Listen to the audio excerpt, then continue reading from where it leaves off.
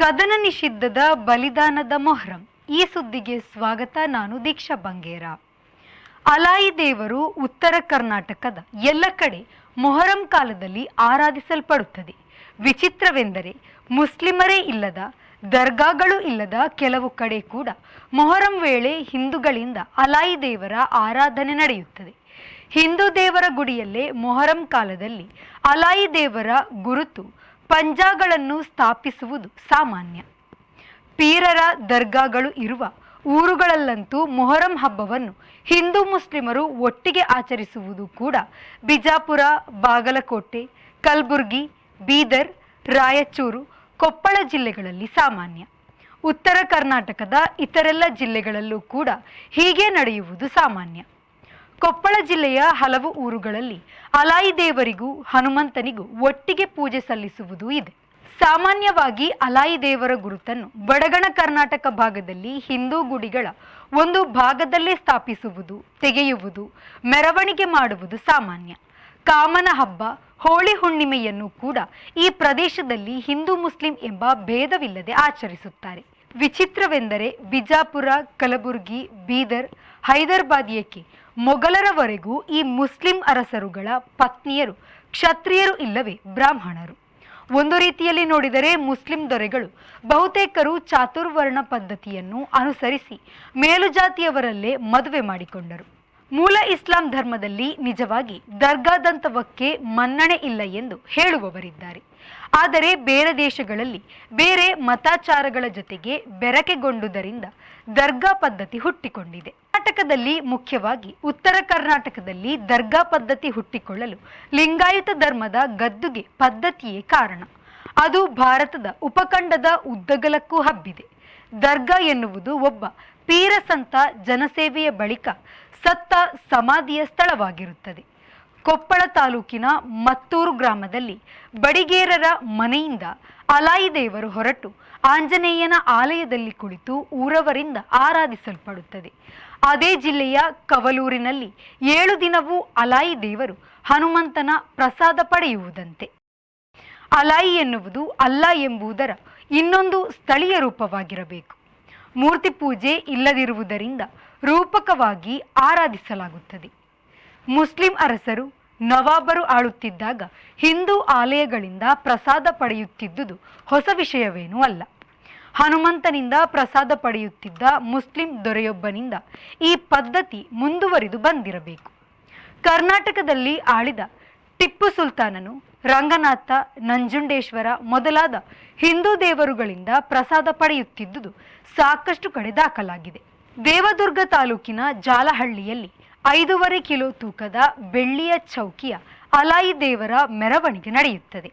Alloy ದೇವರ ಗುರುತನ್ನು ಪಂಜಾಗಳು ಎಂದು ಹೇಳಲಾಗುತ್ತದೆ. ನರೇಗಲ್ಲ ಸುತ್ತಮುತ್ತಣ ಹಳ್ಳಿಗಳಲ್ಲಿ ಅಲಾಯಿ ದೇವರು ಭಾವೈಕ್ಯತೆಯ ಸಂಕೇತವಾಗಿ ಆರಾಧಿಸಲ್ಪಡುತ್ತದೆ. ಸಿದ್ದಪ್ಪಜ್ಜ ಮತ್ತು ಮುರ್ತೂಜಾ ಖಾದ್ರಿ ಗೆಳೆತನದ ಅಲಾಯಿ ಆಚರಣೆ ಎಂಬುವುದು ಇಲ್ಲಿ ಪ್ರತೀತಿ. ಇಡೀ ರಾತ್ರಿ ಗೀಗಿ ಪದಗಳ ಜಾಗರಣೆ ಇರುತ್ತದೆ. ಇಲ್ಲಿ ಬೆಳೆಯ ಬಗೆಗಿನ ಮಣ್ಣಿನ ನುಡಿ ಕೇಳುವ ಪರಿಪಾಠವೂ ಇದೆ. ಹಾಲಕೆರೆಯಲ್ಲಿ ಅನ್ನದಾನೀಶ್ವರ ಮಠದ ವತಿಯಿಂದಲೇ ಅಲಾಯಿ ಮೊಹರಂ ಉತ್ಸವವು ನಡೆಯುತ್ತದೆ. ಮೊಹರಂ ಬಲಿದಾನದ ಹಬ್ಬವಾದರೂ ಕುಕನೂರು ಮೊದಲಾದ ಕಡೆ ಹಿಂದೂ ಮುಸ್ಲಿಂ ಸೌಹಾರ್ದದ ಹಬ್ಬವಾಗಿ ಆಚರಿಸಲಾಗುತ್ತದೆ. ಇಲ್ಲಿಯ ಮೊಹರಂ ಆಚರಣೆಯಲ್ಲಿ ಮಕ್ಕಳು ಮುಖಕ್ಕೆ ಮಸಿ ಬಣ್ಣ ಹಚ್ಚಿಕೊಂಡು ತಲೆಗೆ ವಿಶೇಷ ಬಗೆಯ ಅಲಂಕಾರ ಮಾಡಿಕೊಂಡು ತಿರುಗುತ್ತಾರೆ. 5-6 ದಿನ ಹುಲಿವೇಷ ಇತ್ಯಾದಿ ವೇಷಗಳ ಮೆರವಣಿಗೆಯೂ ಇರುತ್ತದೆ. ಓಣಿಗಳಲ್ಲಿ ಮಹಿಳೆಯರು ಮಕ್ಕಳಿಗೆ ಭಯದೂರವಾಗಲಿ ಎಂದು ಹಗ್ಗದಿಂದ ಹೊಡೆಯುವ ವಿಚಿತ್ರ ಸಂಪ್ರದಾಯವನ್ನು ಇಲ್ಲೆಲ್ಲ ಕಾಣಬಹುದು. ಮೊಹರಂ ಹಿಜರಿ ಕ್ಯಾಲೆಂಡರಿನ ಮೊದಲ ತಿಂಗಳು. ಇಸ್ಲಾಂ ಕ್ಯಾಲೆಂಡರಿನ 4 ಪವಿತ್ರ ತಿಂಗಳುಗಳಲ್ಲಿ ಇದು ಒಂದು ಎಂದು ನಂಬಿಕೆ. ಅಲಾಯಿ ದೇವರ ಮೆರವಣಿಗೆ ದಾರಿಯಲ್ಲಿ ಕಾಂಪೌಂಡ್ ಕಟ್ಟಿದ್ದನ್ನು ಅಲಾಯಿ ಗುಮ್ಮಟದಿಂದ ಗುದ್ದಿ ಕೆಡವಿದ ಘಟನೆ ಕಳೆದ ವರ್ಷ ಯಾದಗಿರಿಯಲ್ಲಿ ನಡೆದಿತ್ತು. ಕುಷ್ಟಗಿ ತಾಲೂಕಿನ ಕುರುಬನಾಳ ಗ್ರಾಮದಲ್ಲಿ ಮುಸ್ಲಿಮರೂ ಇಲ್ಲ, ದರ್ಗಾ ಮಸೀದಿಗಳೂ ಇಲ್ಲ.